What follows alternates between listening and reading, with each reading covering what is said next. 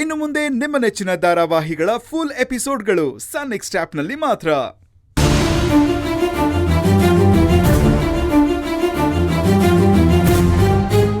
ಸುನೇನೆ ಅದಕ್ಕೆ ತುಂಬಾ ಭಯ ಪಟ್ಕೊಂಡು ಈಗಲೇ ಬನ್ನಿ ಅಂತ ಫೋನ್ ಮಾಡಿದ್ದಾರೆ. ಅಣ್ಣ ಹೊತ್ತಲ್ಲಿ ಅವನಿಗೆ ಏನಾದ್ರೂ ಒಂದು ಆಗ್ತಾನೆ ಇರುತ್ತೆ. ಏ ವೈಭವ, ತಾಳಿ ಕಟ್ಬಿಡಪ್ಪ, ತಾಳಿ ಕಟ್ಬಿಡು. ರಾಧಿಕಾ, ನೀನೇನು ಟೆನ್ಷನ್ ತಗೊಂಬೇಡ. ಕಾಶಿ ಬಾವಂಗೆ ಏನೂ ಆಗಿರಲ್ಲ. ನನ್ನ ಮಣ್ಣೆ ನೀಗ್ಲೇ ನೋಡ್ಬೇಕು. ಏಯ್ ಅಲ್ಲ, ಅಯ್ಯೋ ವೈಭವ, ತಾಳಿ ರೇ. ಅಯ್ಯೋ ನಡಿಯ. ಅಯ್ಯೋ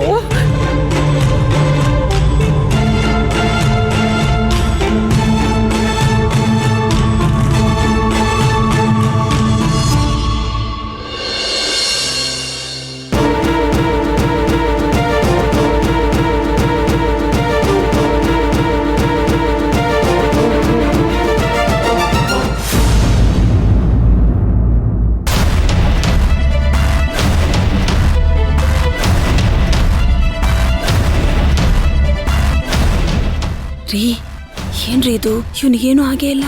ಒಳ್ಳೆ ಗುಂಡ್ಕಲ್ ತರ ಕೂತಿದ್ದಾನೆ. ಇರೇ, ಏನು ಅಂತ ನೋಡೋಣ. ಅಣ್ಣ ಅಣ್ಣ ಅಣ್ಣ, ನಿನಗೇನು ಆಗಿಲ್ಲ ತಾನೆ? ಇವಾಗ ಆರಾಮಾಗಿದ್ಯಾ? ಏನಾಯ್ತು ರಾಧಿಕಾ? ನನಗೇನಾಗಿದೆ?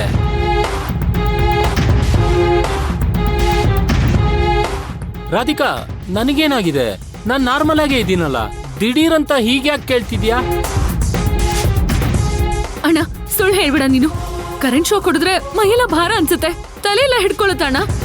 ಏನೇ ಇದ್ರು ಧೈರ್ಯವಾಗಿ ಹೇಳೋಣ, ಬೇಕಿದ್ರೆ ಹಾಸ್ಪಿಟಲ್ಗೆ ಹೋಗೋಣ. ರಾಧಿಕಾ, ನನಗೆ ಯಾವ ಕರೆಂಟ್ ಶಾಕ್ ಹೊಡಿತು?